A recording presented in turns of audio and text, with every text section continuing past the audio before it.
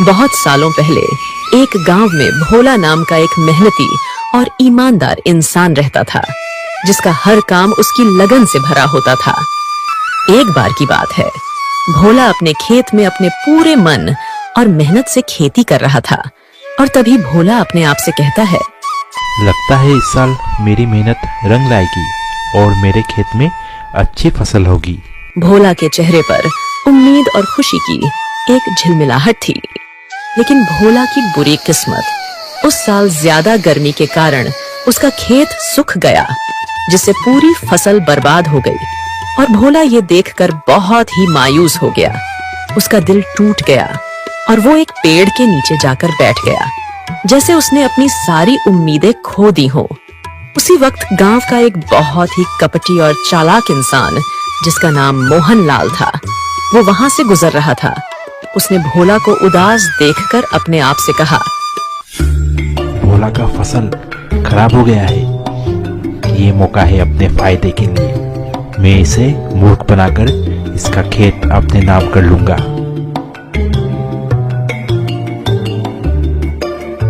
अरे भोला, कैसे हो? मैंने सुना है तुम्हारा फसल खराब हो गया है। मुझे ये जानकर बहुत ही दुख हुआ।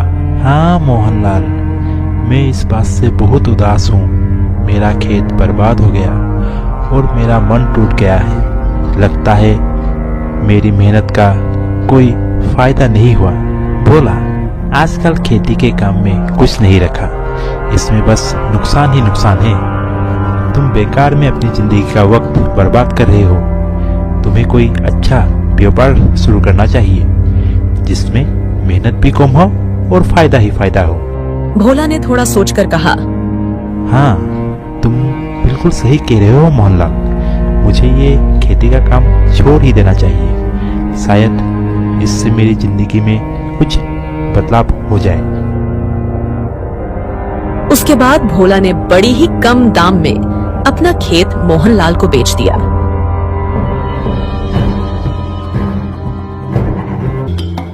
भोला को मूर्ख बनाकर बड़ा मजा आया। उसका बड़ा सा खेत मुझे इतने कम दाम में मिल गया। अगली सुबह एक बूढ़ी औरत भोला के घर पहुंचती है। भोला, घर पर हो क्या? मौसी, आप कैसी हो? बहुत दिनों बाद आपको देखा। घर के अंदर आइए, थोड़ी देर आराम कर लीजिए। आप थक गई होंगी। भोला, मैं ठीक हूँ, बस तुमसे मिलने आई हूँ। और मैं ये क्या सुन रही हूँ? तुमने अपना खेत बेच दिया। इस साल फसल खराब हो गया, लेकिन इसका मतलब ये नहीं कि हर साल ऐसा ही होगा। तुम्हें तो पता ही है ना, मोहनलाल कितना चालाक और कपटी इंसान है। फिर भी तुम उसकी बातों में कैसे आ गए? मैंने नहीं सोचा था कि तुम इतना बेवकूफ बन जाओगे और अपना खेत को ही बेच दोगे। ये बातें कहकर मौसी मायूस होकर वहाँ से चली जाती है। मौसी बिल्कुल ही सही कह रही है। उस मोहनलाल ने मुझे बेवकूफ बनाया और मैं सच में बेवकूफ बन गया। क्या इस दुनिया में मैं सबसे बड़ा बेवकूफ इंसान हूँ, या मुझसे भी ज्यादा बेवकूफ लोग इस दुनिया में हैं? मैं इस बात का पता लगाऊंगा। उसके बाद भोला बेवकूफ इंसान की तलाश में निकल पड़ता है और घूमते घूमते एक दूसरे गांव में पहुंचता है।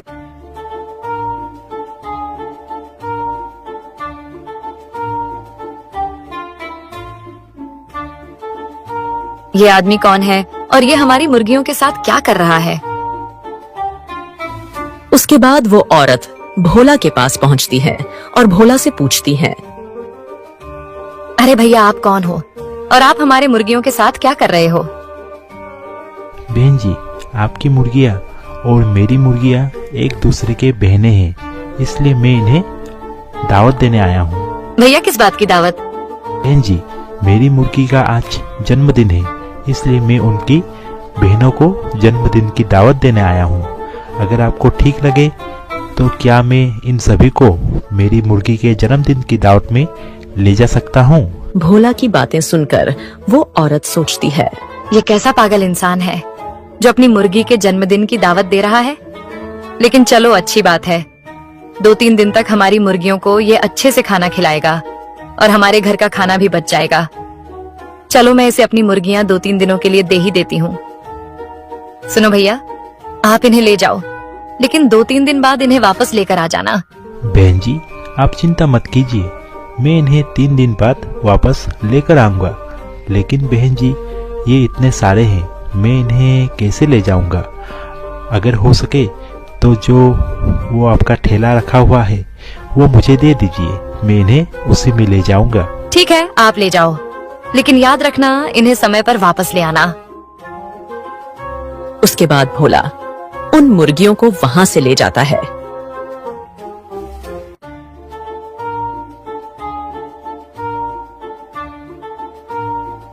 क्या इस दुनिया में इतने मूर्ख इंसान भी होते हैं?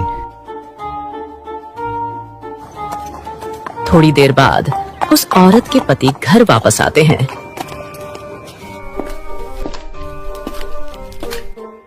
अजी सुनती हो, हमारी मुर्गियां कहाँ है? एक भी नजर नहीं आ रही। उसके बाद उस औरत ने सारी बातें अपने पति को बताई। कितना ही मूर्ख इंसान था। क्या कोई अपनी मुर्गी का जन्मदिन मनाता है? मूर्ख वो नहीं, मूर्ख तुम हो। उसने तुम्हें मूर्ख बना दिया और तुम मूर्ख बन गई। अगर तुम अपना थोड़ा सा भी दिमाग लगाती तो समझ पाती कि वो तुम्हें मूर्ख बना रहा है। आपने सही कहा, उस आदमी ने मुझे मूर्ख बनाया। उस आदमी की कहे हुए बातों को मैंने सच मान लिया और मैं मूर्ख बनकर हमारी सारी मुर्गियां उस आदमी को दे दी। मुझसे बहुत बड़ी गलती हो गई, आप मुझे माफ कर दीजिए। अच्छा ये बताओ, वो आदमी यहाँ से कब गया था? बस कुछ समय पहले ही वो यहाँ से गया है, आपको रास्ते में मिल ही जाएगा। ठीक है, मैं अभी जाकर उस आदमी को पकड़ कर लाता हूँ। उसके बाद वो आदमी भोला की तलाश में निकल गया।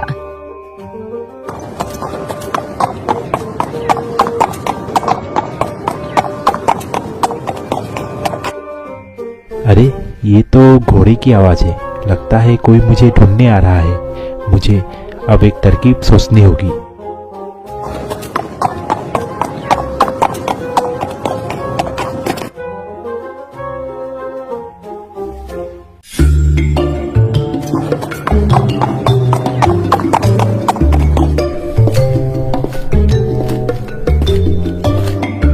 सुनिए भाई साहब, क्या आपने किसी इंसान को यहाँ से जाते हुए देखा जिसके पास एक ठेला और उसमें कुछ मुर्गियाँ थी? हाँ भाई, मैंने देखा तो है। वो आदमी इसी जंगल के अंदर गया है, लेकिन आप उसे क्यों ढूंढ रहे हो? भाई वो एक चोर है, उसने मेरी मुर्गियाँ चुराई है, इसलिए मैं उसे पकड़ने आया हूँ। भाई एक बात है, इस जंगल का रास्ता बहुत ही टेढ़ा मेढ़ा है, आप इसके अंदर जाओगे तो खो जाओगे। मुझे इस जंगल के सभी रास्ते के बारे में पता है, इसलिए मैं आपको ये बात कह रहा हूँ। भोला की बातें सुनकर वो आदमी घबरा जाता है और भोला से कहता है, अच्छा भाई, क्या तुम मेरे लिए उस चोर को पकड़ के ले आ सकते हो? इस काम के लिए मैं तुम्हें 500 सोने के सिक्के दूंगा। अच्छा ठीक है, लेकिन मेरे पास 2 तोते हैं जो मैं यहाँ बेचने के लिए लाया हूँ। इन दोनों की कीमत 500 सोने के सिक्के है। अगर मैं इन्हें यहाँ छोड़ के गया और यहाँ से एक भी तोता उड़ गया तो समझ लो मेरा बहुत बड़ा नुकसान हो जाएगा। भाई तुम चिंता मत करो, मैं तुम्हारे तोते के पास ही रहूंगा, तुम्हें कोई नुकसान नहीं होगा। नहीं भाई, मैं इन्हें यहाँ ऐसे नहीं छोड़ सकता। अगर आप इनकी कीमत मुझे दे दें तो मैं पूरी तरह बेफिक्र होकर जा सकूंगा, और जब मैं वापस उस चोर को पकड़ कर ले आऊंगा तब आप मुझसे ये सिक्के वापस ले लेना। भोला की बातें सुनकर वो आदमी भोला को उस चोर को पकड़ने के लिए 500 सोने के सिक्के दे देता है और साथ ही 2 तोते के लिए भी और 500 सोने के सिक्के दे देता है। भाई तुम मेरे तोते के पास ही रहना, मैं अभी उस चोर को पकड़ के तुम्हारे पास लेकर आता हूँ। कुछ समय गुजर जाने के बाद जब भोला वापस नहीं आता तब वो आदमी कहता है, इतनी देर हो गई, अभी तक वो आदमी लौट कर नहीं आया।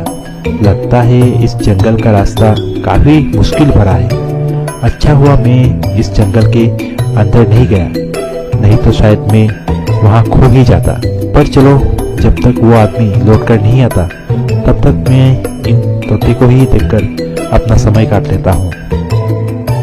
उसके बाद जैसे ही उस आदमी ने टोकरी को हटाकर नीचे देखा तो उसने देखा वहाँ कुछ भी नहीं था। अरे यहाँ तो कुछ भी नहीं है। इसका मतलब ये वही चोर था। उसने मुझे भी मूर्ख बना दिया और मेरा घोड़ा और साथ ही 1000 सोने के सिक्के भी मुझसे ले गया। उसके बाद जब भोला रास्ते से जा रहा था तभी उसकी नजर एक खूबसूरत लड़की पर पड़ी और उसने अपने आप से कहा, इतनी खूबसूरत लड़की है, मैंने आज तक इतनी खूबसूरत लड़की नहीं देखी और मैंने सोच लिया मैं तो इसी लड़की से शादी करूंगा। उसके बाद भोला ने एक तरकीब लगाई और वो चलते हुए एक एक सोने के सिक्के जमीन पर गिराने लगा और ये देखकर उस लड़की ने भोला को आवाज लगाई, सुनिए, पीछे देखिए, आपके सोने के सिक्के जमीन पर गिर रहे हैं। तुमने मुझे पीछे से क्यों आवाज लगाई? तुम्हारी इस बेवकूफी ने तो मेरा बहुत बड़ा नुकसान करा दिया। मैंने कैसे आपका नुकसान करा दिया? आपको नुकसान ना हो इसलिए मैंने आपको आवाज लगाई। तुम्हें नहीं पता, साल में एक बार जब मेरा पसीना जमीन पे गिरता है तो वो सोने के सिक्के बन जाते हैं, लेकिन अगर उसी वक्त कोई मुझे पीछे से आवाज लगा दे तो ये सब रुक जाता है। अगर ऐसा है तो आप बहुत ही अमीर इंसान होंगे। हाँ, मैं अमीर हूँ और मेरे पास पैसे की कोई कमी नहीं है। सुनिए, अगर आप बुरा ना माने तो मैं आपसे एक बात कहना चाहती हूँ। क्या आप मुझसे शादी करेंगे? ठीक है, लेकिन मेरा गांव यहाँ से बहुत दूर है। क्या तुम मेरे साथ रह पाओगी? कोई बात नहीं, आप जहाँ भी रहेंगे मैं आपके साथ वहीं रह लूंगी और यहाँ वापस कभी नहीं आऊंगी। उसके बाद भोला सभी को लेकर अपने घर पहुंचता है। भोला के घर पहुंचकर वो लड़की समझ जाती है कि भोला ने उससे झूठ कहा था। सुनो, तुम मुझे माफ कर दो। मैंने तुम्हें सोने के सिक्के वाली बात झूठ कही थी। तुम मुझे बहुत पसंद हो इसलिए मैंने ऐसा किया। मुझे तुम माफ कर दो, लेकिन मैं तुमसे वादा करता हूँ मैं जीवन भर तुम्हें खुश रखूंगा और तुम्हें कभी भी कोई चीज की कमी होने नहीं दूंगा। आपने अपनी गलती के लिए मुझसे माफी मांग ली। अगर आप मुझसे माफी ना मांगते तो मैं अभी यहाँ से चली जाती। सुनिए, मैंने आपको माफ कर दिया और जब मैं यहाँ आ ही गई हूँ तो जिंदगी भर आपका साथ निभाऊंगी। उस लड़की ने भोला को माफ कर दिया और वे दोनों एक खुशहाल जिंदगी बिताने लगे।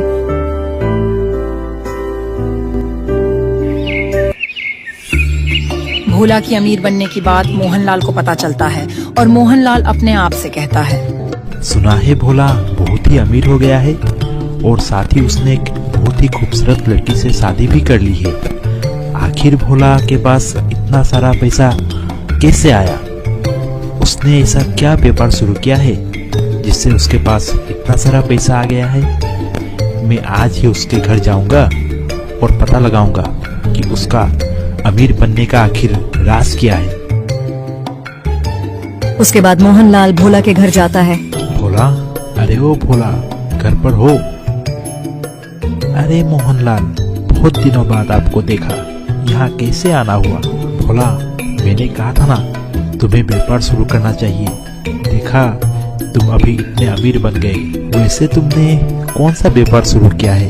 भाई, यहाँ से बहुत दूर एक गांव है जहाँ तोते की बहुत कीमत है।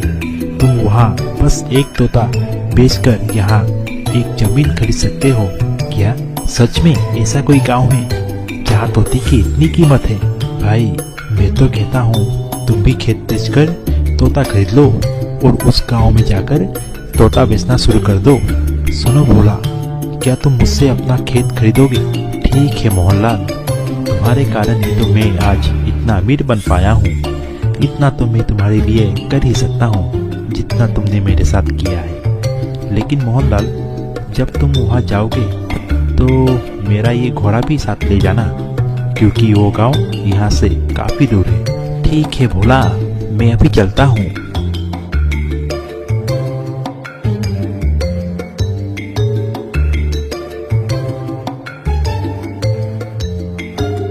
हा हा हा, इस गांव में मुझसे ज्यादा होशियार इंसान कोई नहीं है।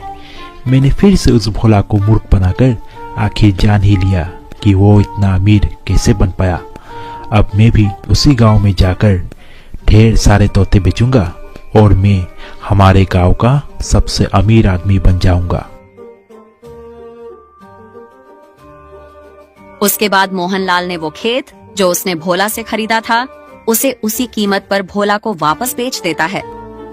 मैंने जैसा सोचा था वैसा ही हुआ। मोहनलाल, आज तुम्हें एक अच्छा सबक मिलेगा और कभी भी तुम किसी भी आदमी को मूर्ख बनाने के बारे में नहीं सोचोगे। उसके बाद मोहनलाल बहुत सारे तोते लेकर उस गांव में पहुंच गया। तोता चाहिए तोता, रंग बिरंगे तोता।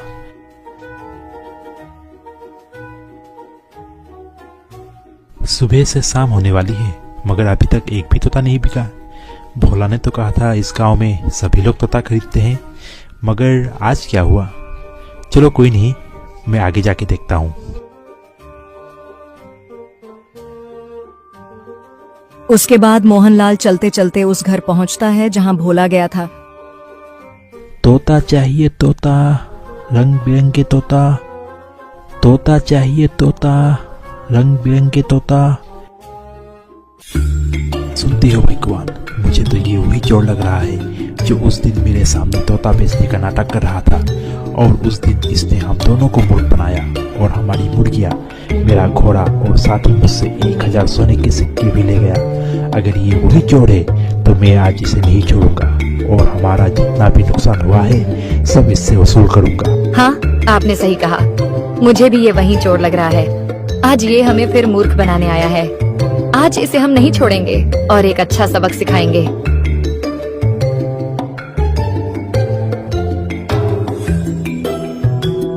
वे दोनों जैसे ही बाहर आते हैं और अपने घोड़े को बाहर देखते हैं तो उन्हें पूरा यकीन हो जाता है कि ये वही चोर है। अरे वो तोते वाले, थोड़ा इधर तो आना, हमें भी तोता खरीदना है। हाँ भैया बताइए, आपको कितने तोते चाहिए? अरे भाई, हम तो तोते लेंगे, लेकिन तुम हमारे घर के अंदर आओ, आराम से वहाँ बात करके देखेंगे और 2-4 तोते ले ही लेंगे। भोला ने जैसा कहा था, लगता है मेरा काम हो गया। अब तो पैसा ही पैसा होगा मेरे पास। उसके बाद मोहनलाल तोता लेकर उस घर के अंदर चला जाता है। अरे मार डाला, अरे मार डाला, बचाओ बचाओ बचाओ। वो दोनों पति पत्नी ने मोहनलाल को बहुत मारा और उससे सारे पैसे ले लिए और मोहनलाल वहाँ से भाग गया। और फिर मोहनलाल ने अपने आप से कहा, बहुत मारा मुझे इन लोगों ने। आज तक मैंने बहुत लोगों को ठगा और बहुत लोगों को मूर्ख बनाया, और आज इसकी कीमत मुझे मिल गई। मैं अपने आप से वादा करता हूँ कि आज से मैं बुराई का रास्ता छोड़ दूंगा और एक अच्छा इंसान बनूंगा। मोहनलाल, जो एक समय चालाक और कपटी इंसान के रूप में जाना जाता था, आखिर एक अच्छा इंसान बन ही गया। भोला ने न सिर्फ उसे एक जरूरी सबक सिखाया बल्कि अपना खेत भी वापस ले लिया। मोहनलाल के लालच और कपट का समाप्त होना और उसका एक सुधारित जीवन की तरफ कदम बढ़ाना एक गहरी प्रेरणा देकर जाता है। इस कहानी से हम यह सीखते हैं कि जीवन में हम जो कुछ भी करते हैं उसका फल एक न एक दिन जरूर सामने आता है। मोहनलाल के छल कपट का फल उसके सामने आया और भोला की ईमानदारी और सहानुभूति ने उसका जीवन बदल दिया। यही जीवन का नियम है, जैसी करनी वैसी भरनी। समझ लेना चाहिए कि हमारा हर एक कर्म, चाहे अच्छा हो या बुरा, एक दिन हमारे सामने जरूर प्रकट होता है।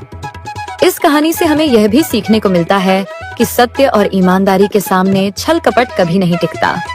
यदि हम अपने जीवन को सुधारना चाहते हैं तो हमें दूसरों के प्रति सही व्यवहार और सच्चाई को अपनाना होगा। मोहनलाल का परिवर्तन एक मिसाल है कि जीवन में हमेशा सुधार की गुंजाइश होती है। बस जरूरत है सही समय और सही प्रेरणा की।